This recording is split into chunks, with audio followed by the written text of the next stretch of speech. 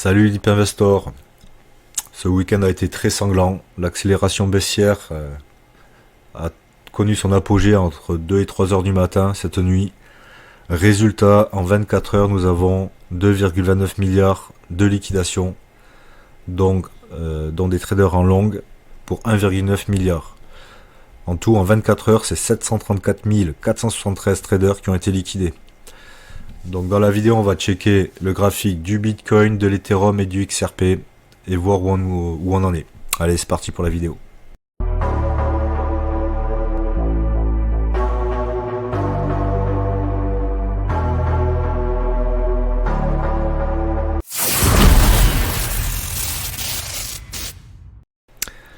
Donc le Bitcoin, on est en 4 heures. Donc suite à la baisse de ce week-end, il y avait un petit espoir qu'on se maintienne au-dessus des 97 000 pour aller juste chercher cette liquidité ici. Eh ben non, le marché en a voulu autrement. On a accéléré la baisse et donc on est revenu dans le bas de ce gros range que tu vois là. On monte, on baisse, on se fait rejeter. Donc là, on est allé rechercher directement le support, pratiquement au poil près. On est descendu à exactement le plus bas à 91 231. Là, beaucoup d'acheteurs étaient positionnés suite à la méga baisse qu'on a connue. Donc, il y a eu des achats. Donc après, voilà, la semaine va être compliquée. Cette semaine, il y a quoi? Il y a une grosse news, la plus importante de la semaine côté États-Unis.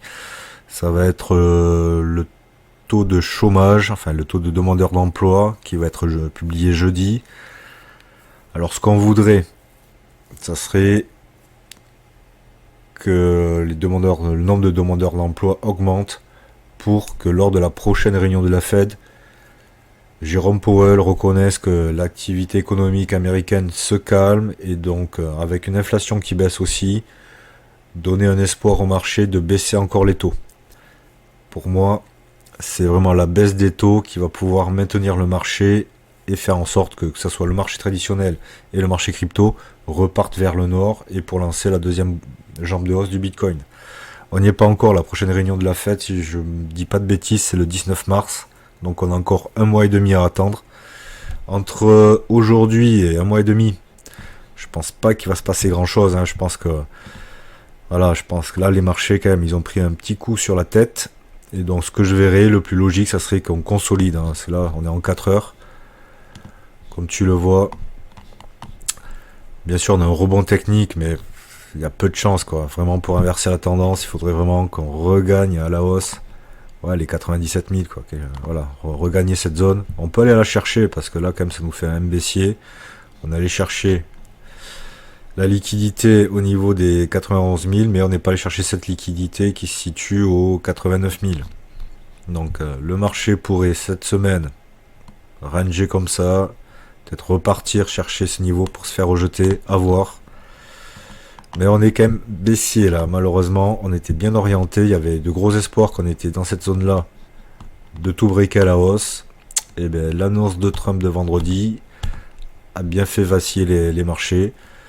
Ce week-end, je pense qu'il y a quand même beaucoup de manipulation parce que officiellement les institutionnels ne sont pas là, mais comme tu vois, on est censé être qu'entre particulier le samedi et le dimanche, on s'est fait dégommer.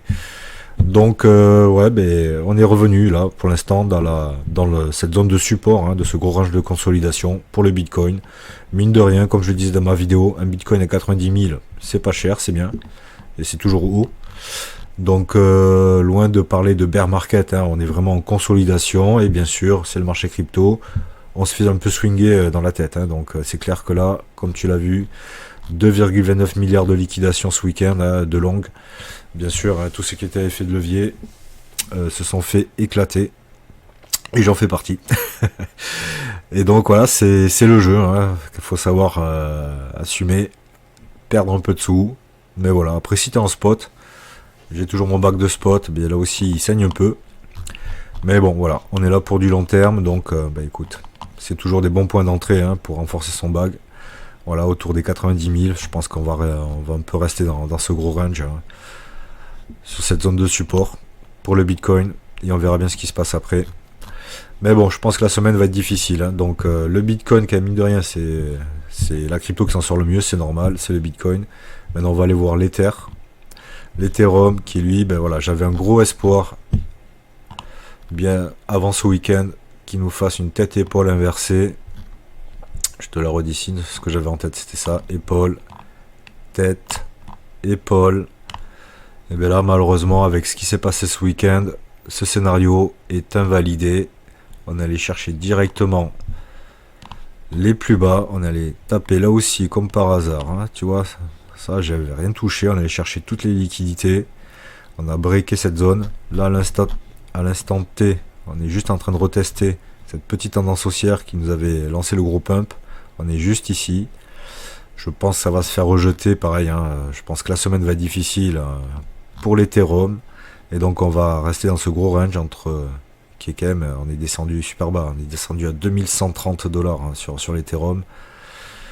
Ouais, je pense que là, pareil, il est revenu sur ces niveaux-là. Donc, voilà, ben, l'espoir, c'est qu'il reste par là, qu'il consolide. Pourquoi pas, un peu plus tard, nous dessiner peut-être ce coup-ci un gros W haussier. Mais je pense que ça va encore swinguer sur ces niveaux-là, hein. On va pas partir à la hausse dès demain, ça c'est sûr, hein. Je pense qu'il va falloir que ça consolide, que ça travaille un peu pour relancer la tendance haussière sur l'Ethereum. Et donc nous allons passer à notre XRP. Et alors l'XRP, lui aussi, il est descendu super bas. Ça a été super violent, mais beau rebond, hein. Comme tu vois, il y a des acheteurs, mais voilà. Si tu veux suivre les dernières tendances des marchés et découvrir des astuces pour investir intelligemment, abonne-toi dès maintenant à la chaîne Deep Invest, la chaîne dédiée à l'univers de la finance et de la crypto. Et n'oublie pas de consulter les liens dans la description pour avoir accès à encore plus de contenus exclusifs. Toutes mes zones de liquidité, celle-là, voilà. Je pense que c'est dans le pire des cas qu'on s'arrête ici. Avec une accélération baissière, non, on allait chercher cette zone de liquidité. Et on allait chercher donc toutes ces liquidités sur le XRP, donc. On va, dans le négatif, va y avoir du positif, c'est que voilà, toutes ces liquidités là qui étaient là, tous les traders qui étaient positifs, qui avaient connu la hausse, là, ils se sont fait liquider avec cette mèche qui est descendue assez bas, hein. On est descendu à 1,77. Donc voilà, mais après, comme tu vois, beaucoup d'acheteurs, hein. Il y en a qui ont profité de la baisse, hein. Donc maintenant, ben, hop, ce train de consolidation, on peut l'oublier, hein. On va garder cette tendance-là. Ça, je peux le virer. Ça ne sert plus à rien. Cette zone de liquidité aussi, on va la virer. Et maintenant, on va rester un peu... Voilà, les 3 $, pareil. Voilà.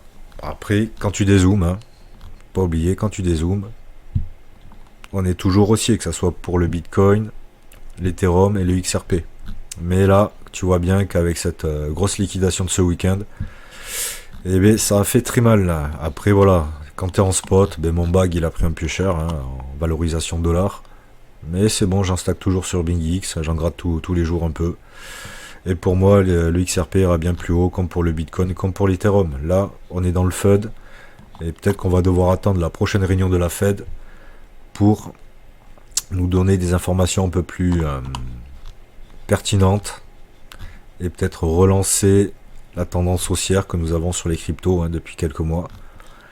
Et bien sûr, je ne vais pas parler des autres altcoins et des mêmes coins encore moins. Voilà, ça a pris très cher.